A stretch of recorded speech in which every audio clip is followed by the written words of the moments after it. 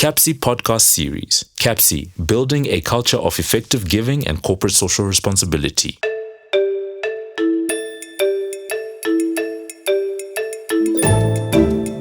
Welcome to episode 5 of our conversations on African philanthropy. With me, Bhekinkosi Moyo, the Director of the Center on African Philanthropy and Social Investment. Today, I'm hosting a dear friend, a former colleague of mine, Rose Maruru, the co-founder of Epic Africa, based in Dakar, Senegal. Rose, welcome to the conversation. Thank you, Becky. It's a great honor to be speaking with you today. Thank you, Rose, for joining us. And as I said in the introduction, you and I worked together at some point at Trust Africa at the time when I think conversations on African philanthropy were beginning to really take some shape.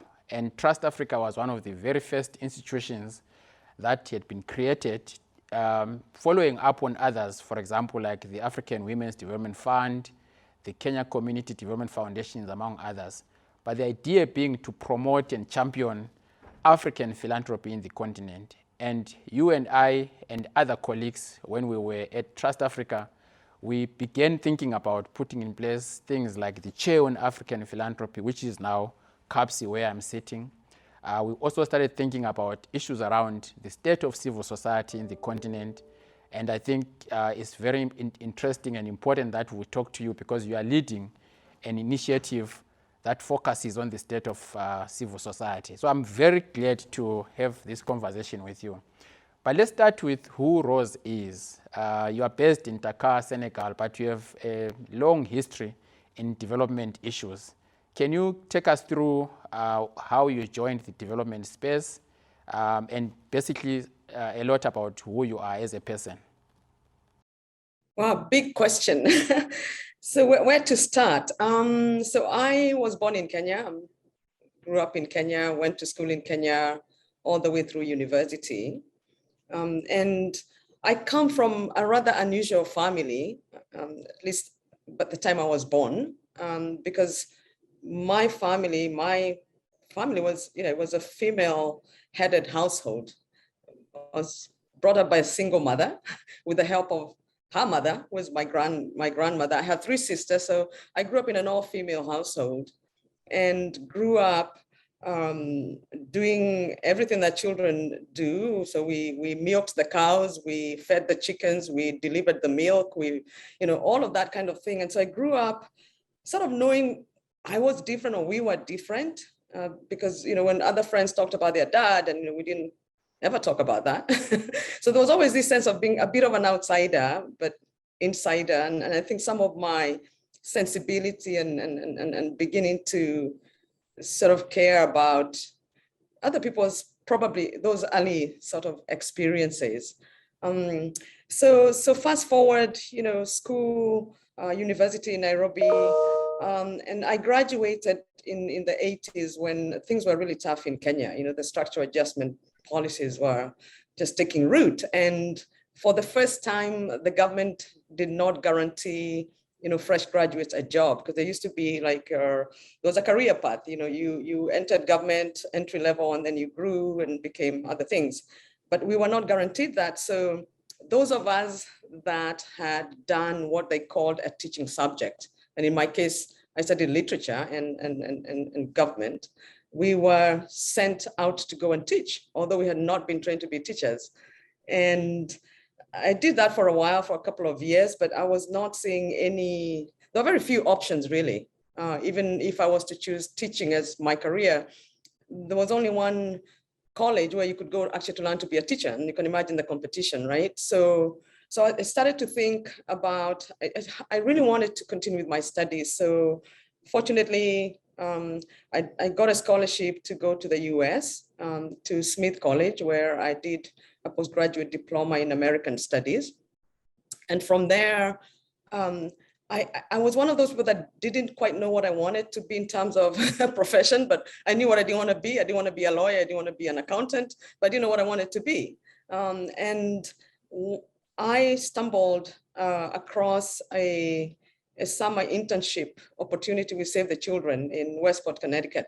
And I applied and got in, and the rest is history. So I worked with Save the Children initially in the US, and then went to the Gambia, continued there. And we found ourselves, along the way got married to a Senegalese man, and we found ourselves in Egypt, and I worked for Save there, Yemen, then back to the States. But there was always this thing of wanting to come back to the continent, just that was a dream. And I happened to meet Akwasi through that journey. And Akwasi would tell me about the Special Initiative for Africa, which then became Trust Africa. And I literally stalked, Trust Africa. I was like, this is the organization I want to work for. And sometimes dreams do come true, because I did end up then, joining Trust Africa. Yeah, so that's me, part of me. Yeah, and I think my first encounter with you was in Addis Ababa, when you had just come for I think some engagements on Trust Africa, and the rest is history. We ended up working together. So I wanted us to talk a bit about your time at Trust Africa, and then I think we might even go back to some of the work that you did with the Population Fund and others. But your time at Trust Africa, I think, was so pivotal, because as I look back now, this was the time when we at Trust Africa then were thinking about virtual ways of working. And this was way before, the COVID-19 pandemic, which has forced everyone to really start thinking about remote working and all of that. So if you were to go back a bit to that period, what would you say were some of the things that you look back today and say this prepared you for what you are doing today? Oh my goodness, it was we didn't know it, right? We were just working, right? It's not like we had sat and had this big plan, but we were really responding to the opportunities that we saw. I know you're working because the deliverables that you're supposed to deliver are delivered in the quality and timeliness that we expect. So yes, so I think that the idea slowly started to sink in. And I think it's not just a way of the future. I think it's a human way of working. Especially we had pretty young staff, starting families, and the flexibility I think that offers is something that I think for us we were beginning to evolve that culture of caring for people and letting them bring their whole selves to work while not neglecting the work. Having the balance, yeah. Yeah, so I'm just thinking whether, there was anything from yourself, the children time and the population fund time that prepared you for the position that you described so eloquently around the director of operations in a non-profit organization. I mean, just, one of the things that happened when we created that position, we got applications from all over the place. And I don't know if I remember talking to you about this. One of the people that applied, I think, was from Afghanistan, and he thought director of operations referred to a military position, and he sent in his application for that, and obviously it wasn't something that we would consider, which goes to show what you are saying, that at that time, the idea of having a director of operations in a non-profit organization was unheard of. So was there anything from yourself, the children, time, and the population fund that could have prepared you for that? Definitely. So my children always ask me, what do you do, Mom? And why can't you just have one word? Like, are you, like doctor? Whenever they ask me in class, what do you do? I don't know what to say. And indeed, it's true, because in my work, so my first position at Save the Children, I started off as an intern working or backstopping the Middle East. So those were the days of faxes. So but it worked greatly, because we, when we're going to work, they'll be going home. So we'd have the whole day to do the work that they had sent to us. And my job was really to help solve problems. So I'd get a fax, with 12 points, or can you check on this grant, how much money is left, or can you solve this problem for us, or can you? So I started to become like a troubleshooter and a connector, but in the process started to pick up many different skills and knowledge about different parts of the organization, from program to finance to fundraising to communication, because I was playing that sort of liaison role. Then I ended up becoming a program manager in the Gambia. That was my job. And again, there were program people specialists. So we had like the head of health, the head of education, we had a microfinance project and literacy. So my job was to manage all these people. So my job was not to say, this is the approach to teaching children. I'm not an expert in any of those fields, but how do you organize work? How do you actually get work done? And so picked up again, management skills and experience, recruiting, training and all of that. And then when I joined the Population Council, again, I joined or occupied a position initially that again allowed me to straddle, had my feet in so many places. So I went in as a special assistant to the then vice president for international programs.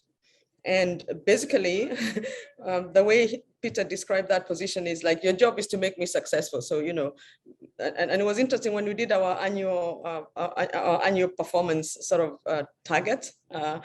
Peter would do his first, and then I would do mine second, because my job was to make sure that, what he's aiming is, is successful. So again, I got to know about fundraising, I got to know about strategic planning, I got to know about the financing, et cetera, et cetera. So I think all of that, then after that, I did for, I think my last 5 years there, I just did fundraising. And again, it wasn't me doing the fundraising. My job was actually to manage. I actually helped to set up and led the first proposal and bids unit at the council.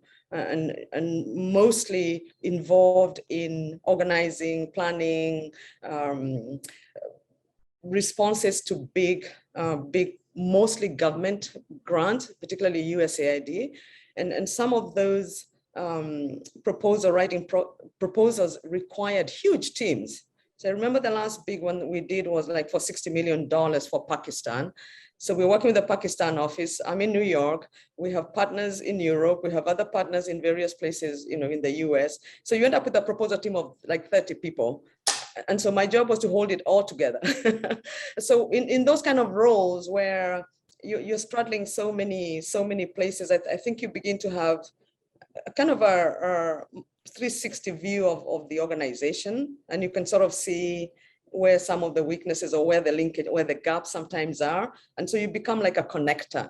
So I kept saying, if I have a real title that reflected my job, it would be kind of, in charge of everything and nothing, Yeah, but really bringing people together and making some kind of cohesive machine that's effective. Yeah. Yeah, and I mean, quite interestingly today, if you look at what's happening as a result of COVID-19, but also the future of work, key issues of attention for civil society organizations is resource mobilization.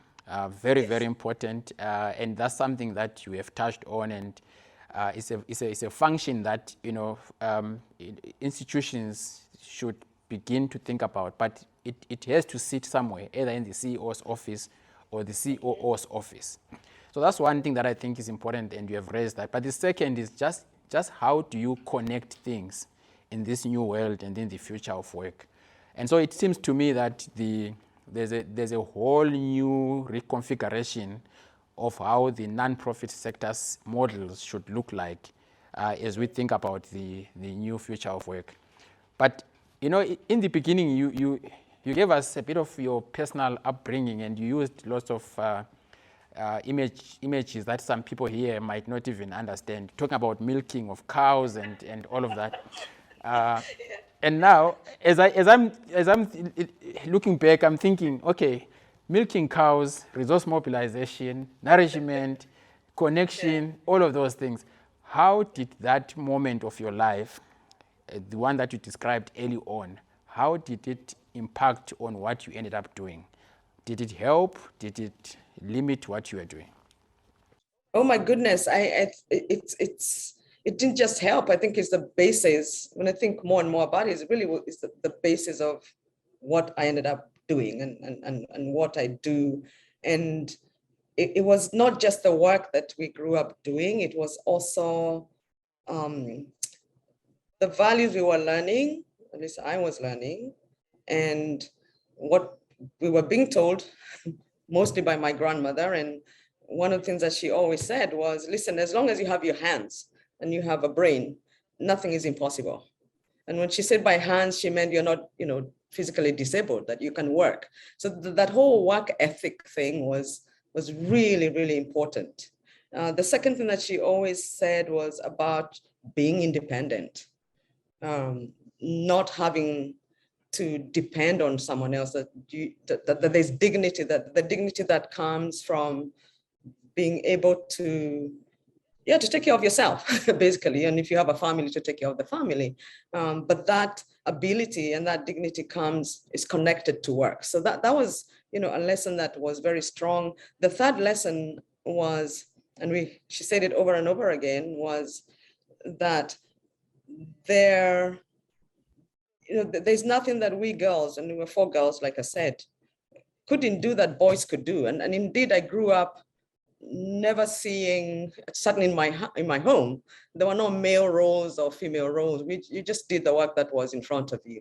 So that sense of, equality and the role of women, for me, it's something I learned from my grandmother and saw. So there was actually evidence that is possible. And so those values and that experience, I think, is also what made me sort of gravitate towards the career in the nonprofit world without knowing it, because I liked the ethos of why are we doing this? And why are we doing this? Why do we care? I could go get a job in the private sector and sell, sugared water and make a lot of money, but there was something more. And there's always that something more, wanting to do something more. It was a different kind of satisfaction that I found working in this sector. And maybe I should just add one more, and I haven't fully processed this one, but again, the stories we heard growing up and the experience. My grandmother, and later my mother as well, were very involved in the liberation movement in Kenya. My grandfather was actually, even and my grandmother, both of them were detained in the early 50s because they were considered Mau Mau. But what I found interesting is both my grandmother and my grandfather had been to school. They were literate and good Christians, but they became freedom fighters.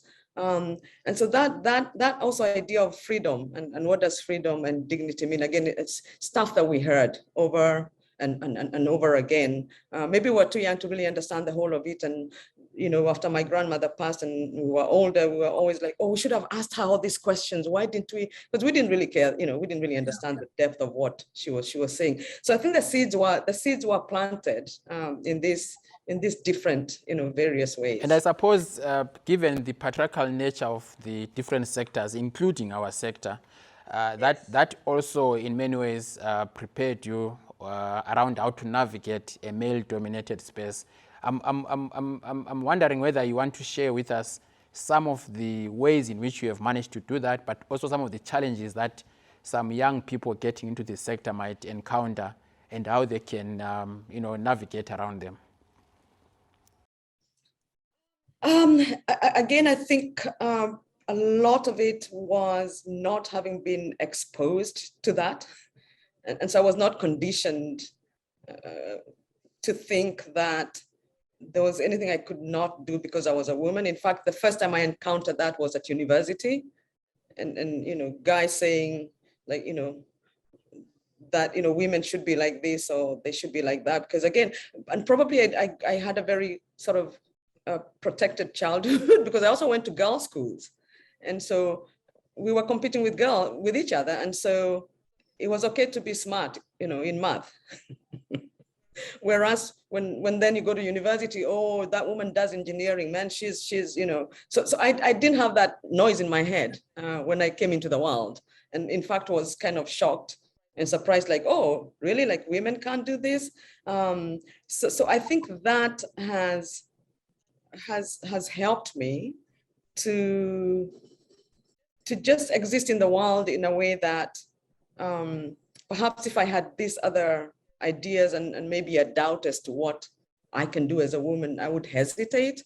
So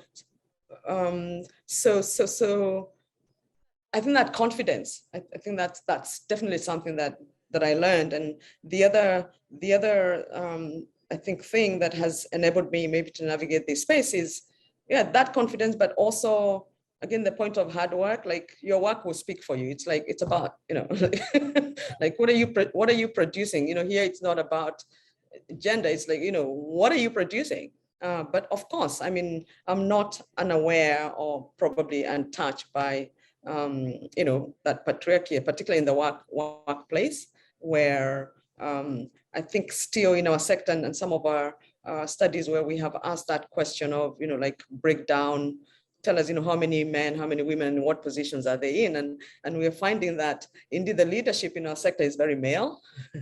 and then everybody else is sort of down here. And I actually haven't thought about this in terms of not Epic Africa, Trust Africa, but to a certain extent, a certain period, that was the case. All the senior staff except myself were men. And then there were the women.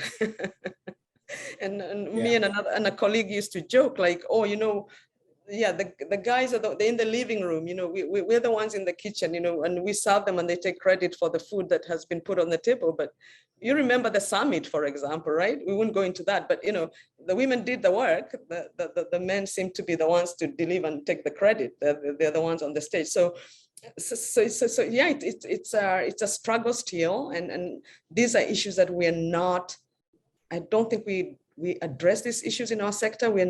It's not a topic, basically. I mean, and I think these are some of and what the research that we're doing can help to do is really spark this debate, just spark these debates. Like, let's look at ourselves. Like, how are we stacking up against some of these even philosophies that we are advancing of equity? How are organizations looking? And what are we doing to actually make them equitable and diverse? Yeah, and this is a good segue to Epic Africa. So you and a colleague, again from Trust Africa, established Epic Africa with the idea that you want to not just understand civil society, but to assist and capacitate civil society across the continent. Maybe talk to us and the viewers about Epic Africa, what you wanted to achieve and how far you have gone, given a few years that you've been around. Yeah, thank you. So Epic Africa, now, reflecting back, really was sort of the culmination of all this experience, working particularly in international NGOs and working for Trust Africa, and observing, again, from sort of an organizational perspective, many gaps in the sector. And two clear gaps for us were, one, just the invisibility of civil society organizations, that we know they're there, but you try to start to look for them, and it's often not very easy to find the groups that you're looking for. It's not that they don't exist, but there's just no easy way, or at least for a long time, there was just no easy way. And you may recall sometimes we would take even up to 6 months, if not more, trying to find a cohort of organization around a particular program that we were supporting. And so the issue of data and the lack thereof and knowledge about the sector is something that was very clear to us. And we thought this was really hampering the growth and development of the sector. Then related to that, and again, born out of the experience, oftentimes, even when you do find groups, and we succeeded in finding groups like around the agriculture project, the education thing, you then find that there's often capacity gaps that really undermine also the effectiveness and the efficiency of those organizations. And again, it's not to do, when you talk about capacity, it's not capacity in terms of substance, not knowing what the issues are or what the answers are. It's really capacity in terms of translating the vision and the objective into actual work. Like, what do you actually do? how do you organize this? So it leads then to things like, you're late in starting your programs, you don't quite deliver it or deliver it on time. One of the saddest moments in my experience at Trust Africa was actually kind of halting 2 grants, which I don't know if you were there then or you had left.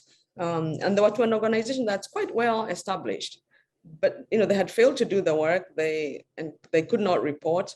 We were under pressure to report on that grant, and we just had to pull the grants. And it was really sad, because the issues that our sector is addressing are really difficult, and they'll take a long time, and they'll keep evolving. So there will never be a time when it's done, right?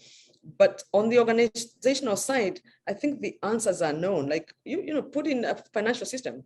You don't have to reinvent it. It exists. Just put it in. But so when we talk of capacity, and then why is this the case? And for us, honestly, a big contributor is just resources.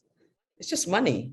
If you're going to tell your story, for example, of impact and the change you're bringing, it means, first of all, you have to have the wherewithal to track and measure and evaluate what you're doing, right? Number 2, it means that you have to have someone or people telling that story. And if you're going to get a good communication officer, they don't come cheaply, right? So if your budget is under $100,000, which is the case for majority of CSOs, you're never going to be able to do it. So we rely on interns, we rely on entry-level type of skilled, and then those people get trained. After 2 years, they get picked up by an INGO or the UN, and then we start all over again. So for me, the capacity issues are not about training. Yes, they are, because that's how also it has come to be now. You take people for a week and train them, and then you think they're okay. No, it's about money, number 1. And services and resources that you can lean on. So these are the 2 problems that we set out to address. And for the data thing, we set ourselves with ambitious mission to start mapping and assessing African civil society organizations. A big agenda, as you can imagine, because it's not easy. Data is not as easily available on the continent as elsewhere. Then the capacity building, we ourselves at Peak Africa does not build capacity. What we do is our mapping approach and our tools are embedded in a capacity building framework, so that when for CSOs, sharing data is not an extractive process. They actually are getting something out of it. And feedback that we have gotten from a number of them is like, wow, this allowed us a moment to step back and ask ourselves questions that we haven't actually had time to ask ourselves, and to establish a benchmark on where you stand, in terms of capacity. And once they have submitted the assessment, they're able to get back a report showing, across the 8 categories of capacity that we assess, how am I doing on this different levels. So that's what we've been doing over the last 4 to almost 5 years now. And at the same time as our database has grown, we have more recently started to build out what has existed as a minimally viable product up to date, which is a platform, a civil society platform that for us, it's not just to enable funders to find African initiatives.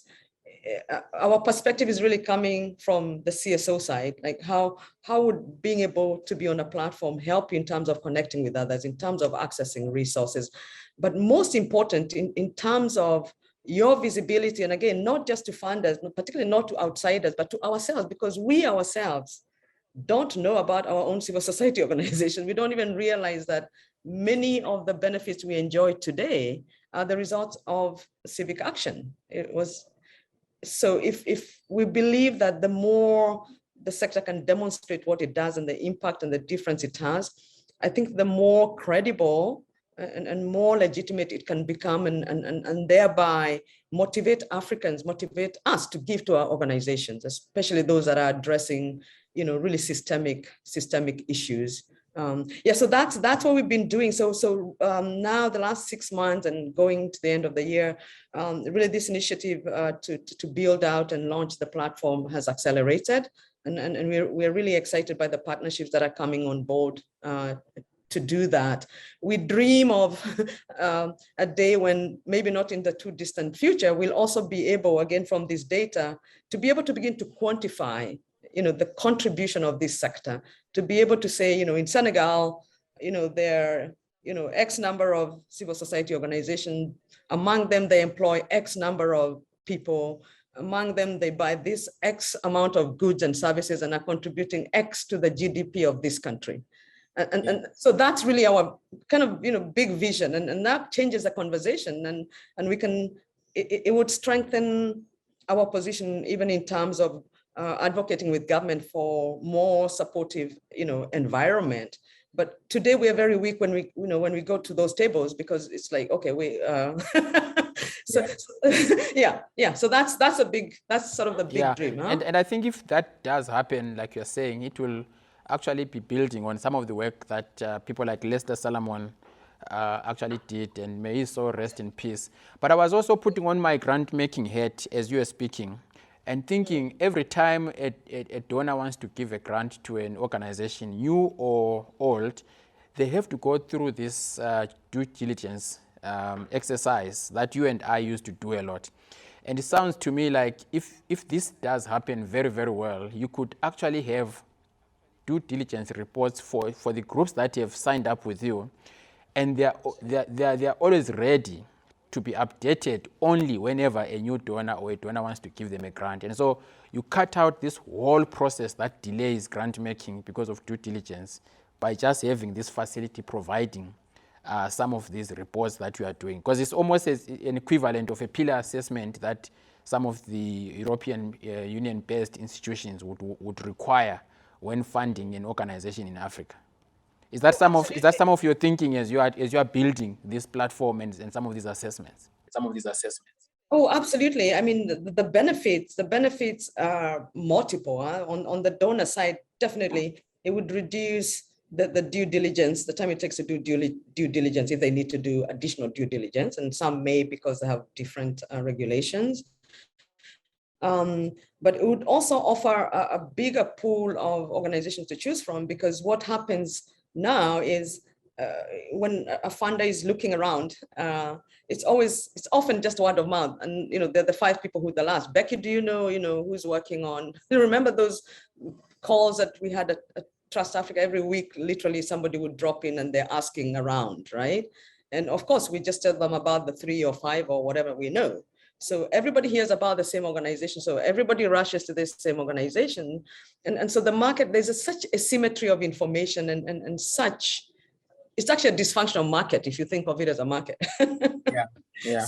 So what a platform like this could do is really to rationalize that market, to open it up. And some people talk about democratizing philanthropy. But from the donor side, you now have a wider pool, particularly new, innovative startup kind of organizations that have a really hard time getting access to funders, because again, there's a whole gatekeeping system. I mean, the space. So we really believe and hope that this would begin to open up and bring more transparency into an objectivity into grant making, and obviously save money for the funders. On the CSO side, it'll save time. I mean, if you have to keep filling the same forms for 5 donors, which you just filled last week and the week before, it's too much paperwork. So it would definitely, cut that paperwork. It would bring credibility to them. And I think that issue of credibility and trust. And when we talk about credibility and trust, for us, it's not just trust and credibility with funders, but also very importantly, credibility locally, that if you are shut down, that there'll be people who say you can't shut that organization down because look, this 150 families will go hungry if that organization doesn't exist, or something equivalent. So when we think of the platform, then it's a tool. It's not an end in itself. It's a tool that we believe will enable greater greater efficiency and effectiveness in grant making, and help African civil society organizations to thrive and to access the resources that they need to thrive. And Rose, finally, I mean, we'll obviously need more time at some point to touch on some of the issues you've raised. But finally, your two reports on COVID and its impact on civil society, the one that you did immediately after COVID hit our shores, and then the second that you did a year later, have actually been very central in most of the debates around decolonizing philanthropy.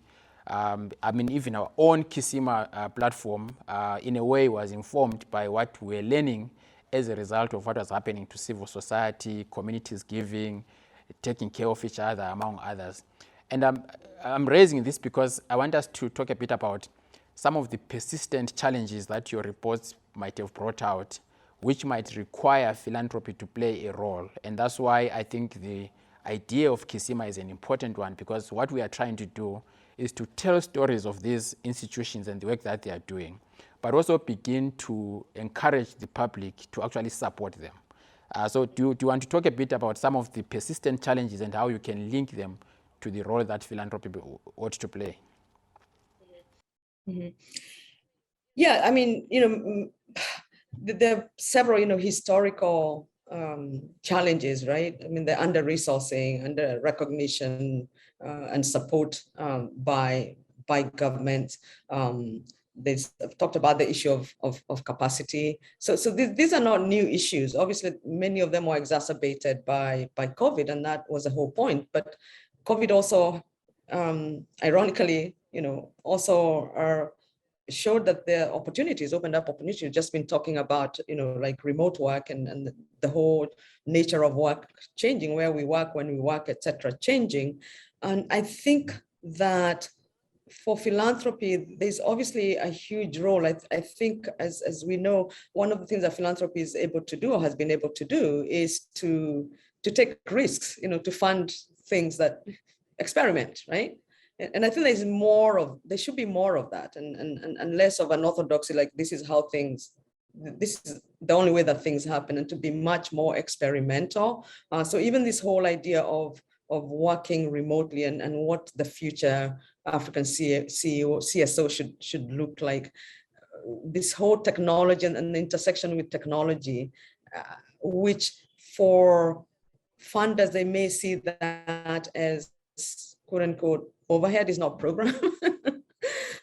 but you could be saving a lot of money, right, by working differently, for example, and creating different new kinds of jobs. So I think the way philanthropy also thinks about overhead and administrative, I think it really needs to change, and the centrality of building institutions. It's funny, we talk about building institutions in government.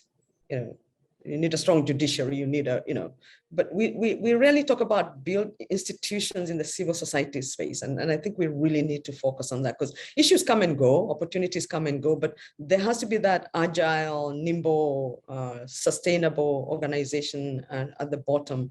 But maybe just, a related thing, and it's something that we picked up from those two COVID surveys. One of the questions that we asked was, we asked respondents to tell us, who are your top 3 sources of funding?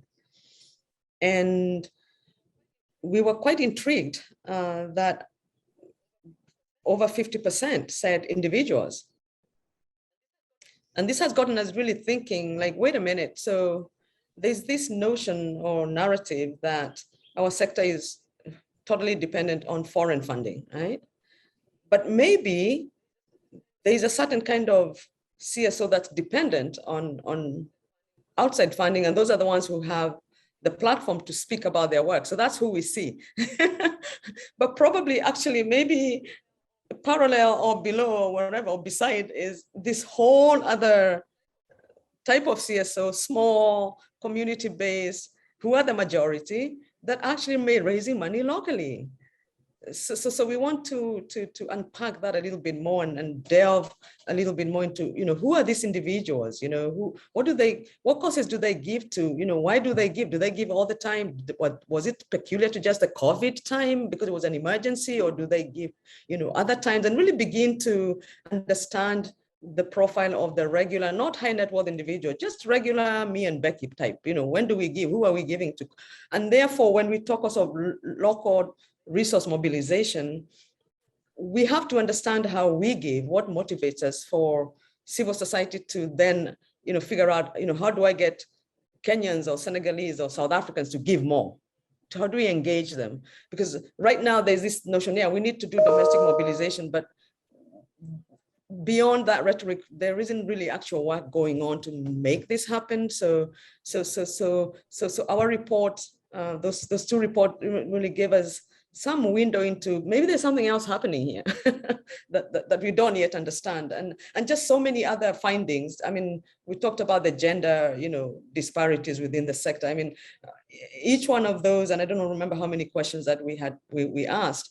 Each one of those data points is a whole agenda that we could pursue. So philanthropy also, I guess my last point is, I think philanthropy needs to support the building of the infrastructure and strengthening of the ecosystem, because the role that we're playing of bringing data is infrastructure, it's the roads and the canals, but no one wants to pay for it, right?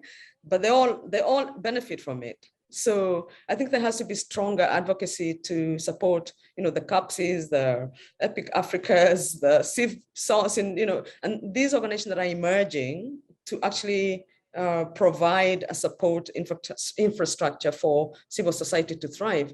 If you think of the private sector, it's surrounded by a whole slew of services, from the Chamber of Commerce to banks to audit firms to HR firms just specialized in recruiting for. We have nothing. we're basically on our own. And so I think it's disingenuous to continue criticizing African civil society. They're weak.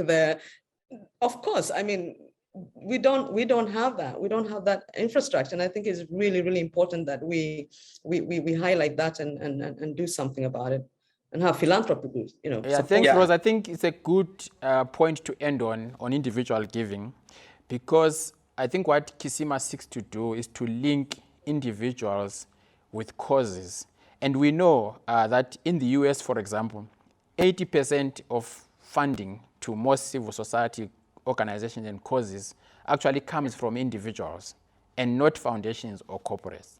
So there's something that we might want to focus on, and I'm looking forward to seeing your report once it is done, if you are going to do one on individual giving and who is supporting what.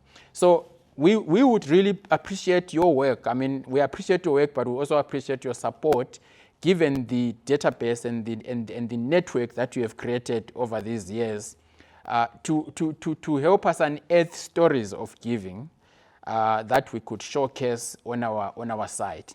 And so our site is kisimagiving.org, and there we actually showcase stories of resilience, of caring, of philanthropy, and we invite people to send us those stories in any format.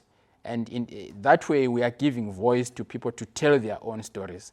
And the idea is that we then link those stories with potential individuals who might be interested in supporting that work. So this was a good point to end on. And I really want to thank you, Rose, for the work that you are doing for the sector.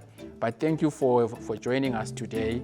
That was Rose Maruru, the co-founder and director of Epic Africa based in Dakar, Senegal. Thank you for watching.